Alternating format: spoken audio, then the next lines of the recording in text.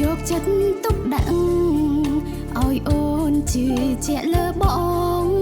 តាមពិនលួយក្បត់ក្រោយខ្នងចិត្តបងមិនដែលមានស្រីលះបងទាំងចិត្តលះបងទាំងប្រាណក្បត់ពុកម៉ែឲ្យបងពៀនហ៊ានហៅបងថាប្តីស្រាប់តែពេលនេះបងថាស្នេហ៍អស់និស្ស័យព្រោះបងរៀបការគូថ្មីឲ្យស្រីឈប់ស្រឡាញ់បងដល់ថ្ងៃបងការសងខំប្រឹងខ្លី